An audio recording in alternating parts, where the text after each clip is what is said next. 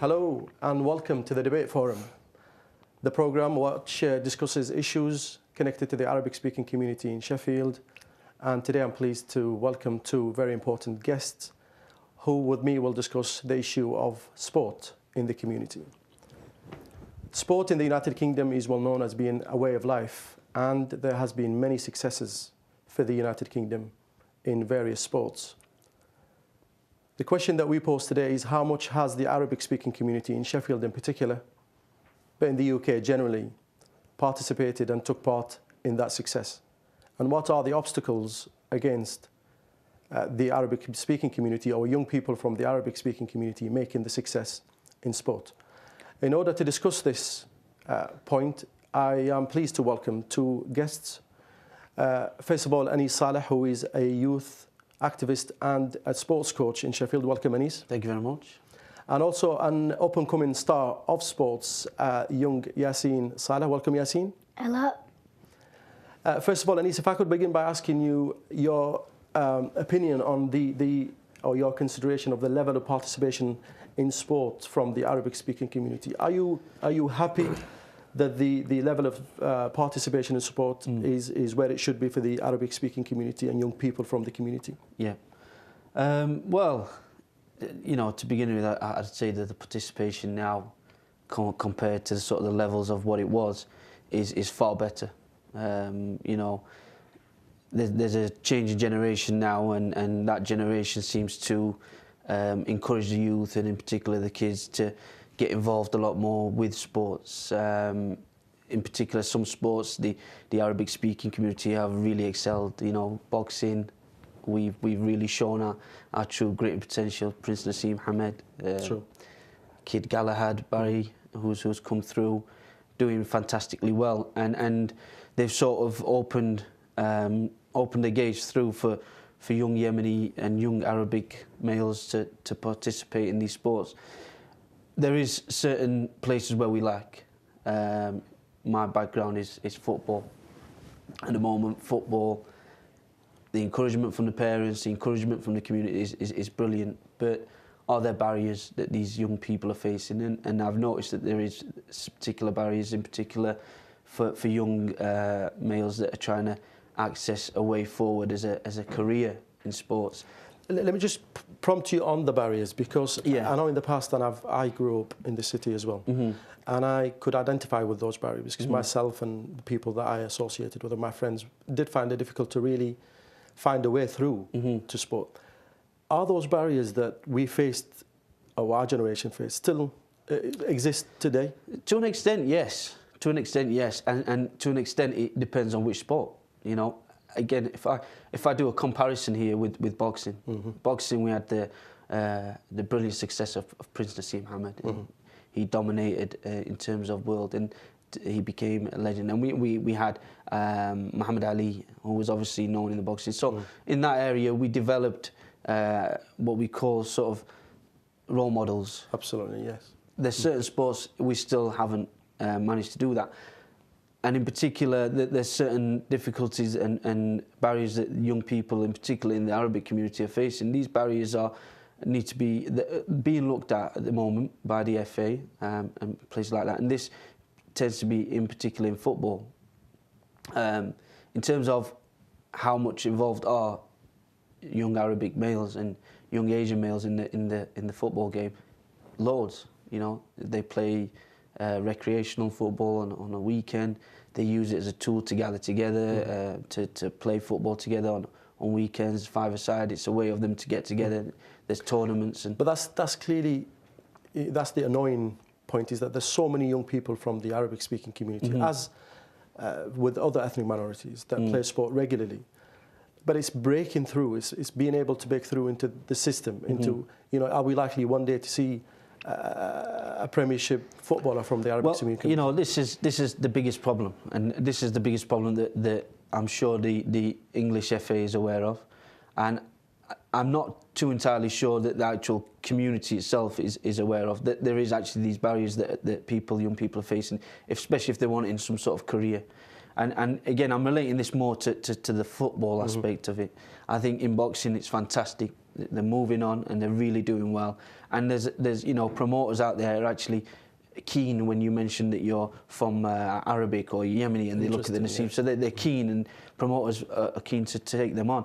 But in football, it's completely different, and it's sad in a way, because there's certain countries such as France that have absolutely excelled. You know, they produced probably arguably one of the world's greatest players ever to grace the game, and that was Zinedine Zidane. And if we look at his background, he was Algerian, Arabic speaking, Muslim, and you know, he was probably the greatest footballer, arguably. You know, everybody has their own choices, and I'm sure you do as well. Yes, he probably agrees. Yeah. Yes. But, you know, he was a great footballer. Now, France conquered that barrier, and they had a lot of Arab communities in France where they really went down. How they conquered the barriers, I think, is a different question.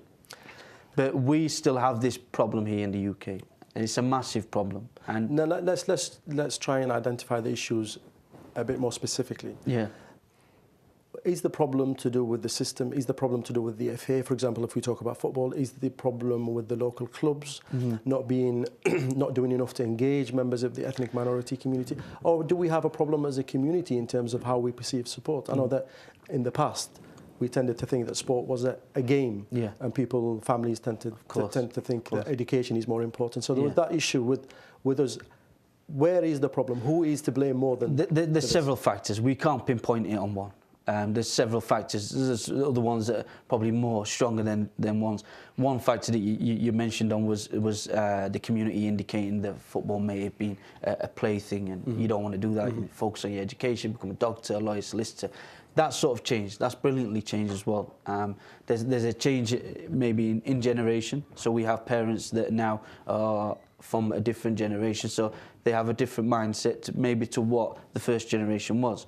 However, they still have this barrier, because the kids reach to an age of where they become maybe 12, 13, 14, and then that's where the parents are saying, right, no, this is not a career, you're not going to succeed, and take them back. And a lot of it is down to the fact that they're simply not getting the opportunities as what other white young males will be getting.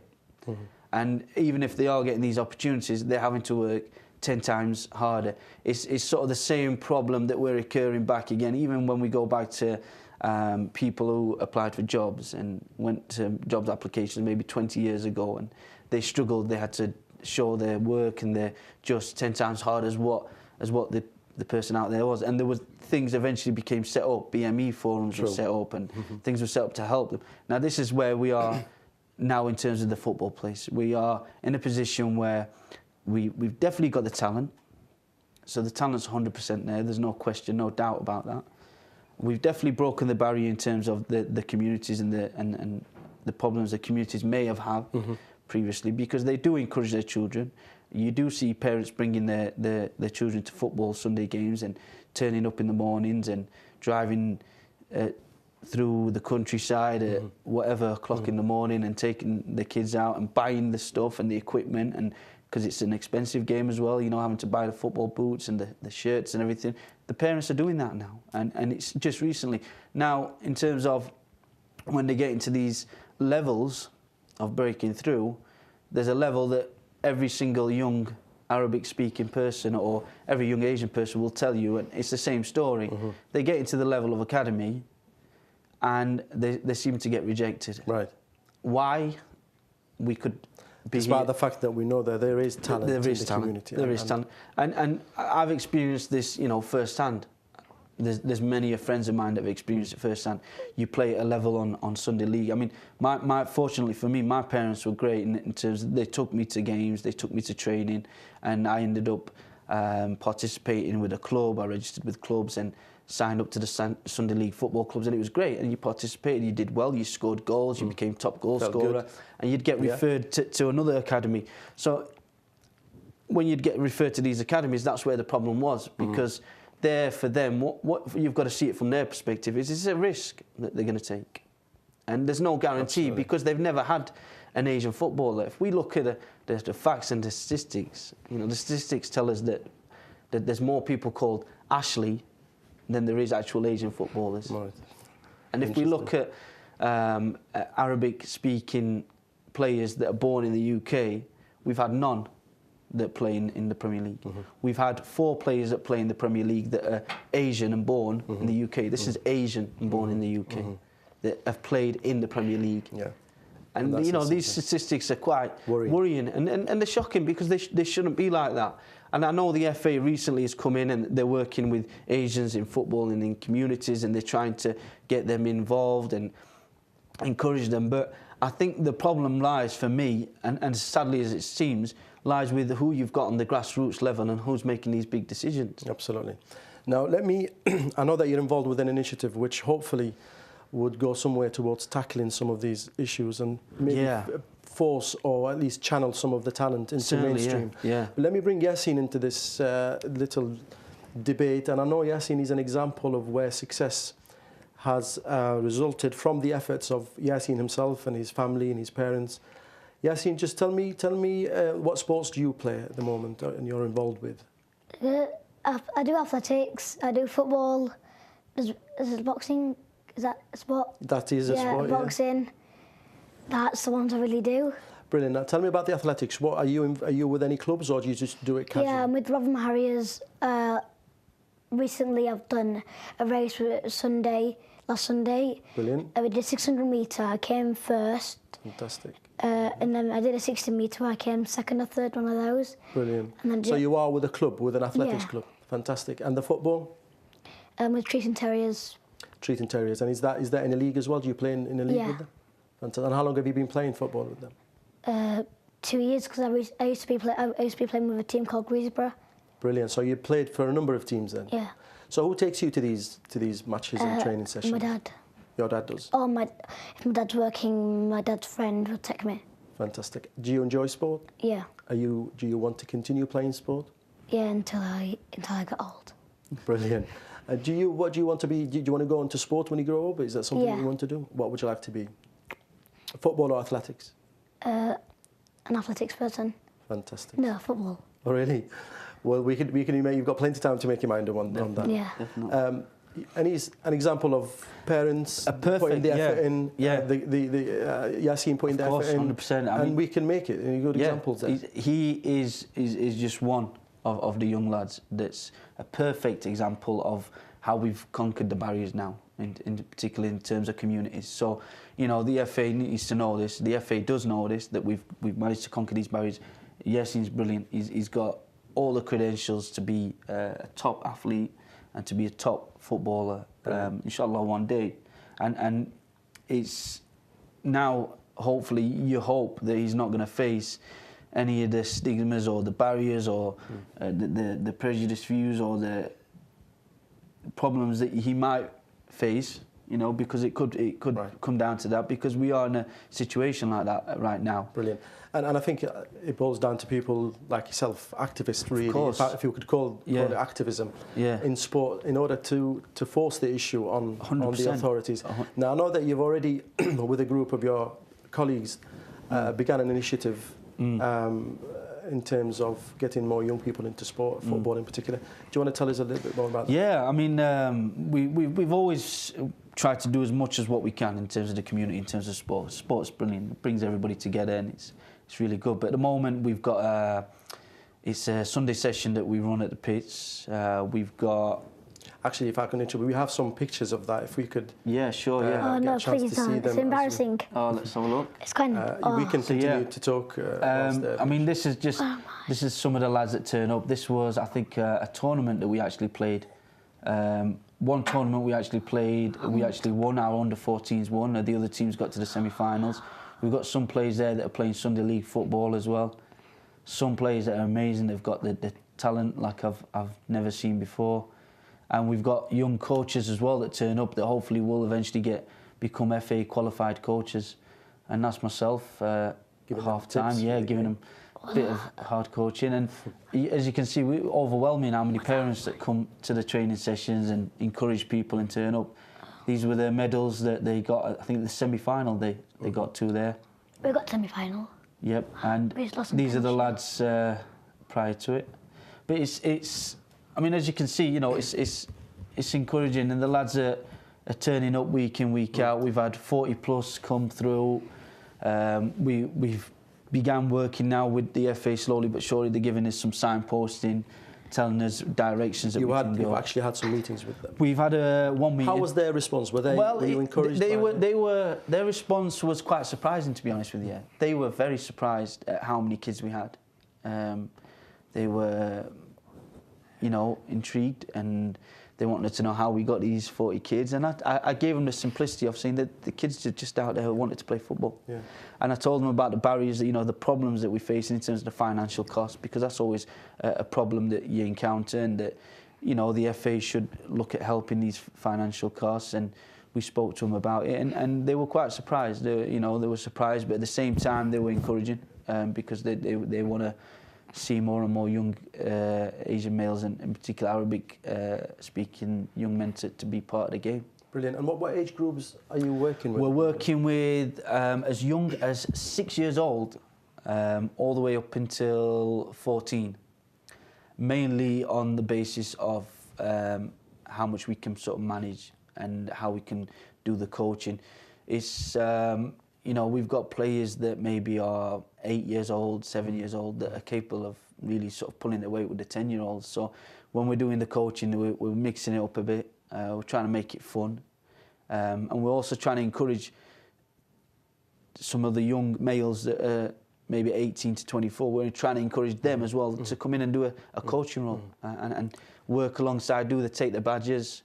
We've got support from the FA on that as well. Brilliant. So they're willing to support anybody who's wanting to go on these coaching roles and courses. And I suppose the sessions, as well as the sporting element, there is another side to it. I mean, bringing up children to be disciplined, to meet one another, to form a sense of unity, a sense of belonging to a project which is worthwhile and may take them somewhere.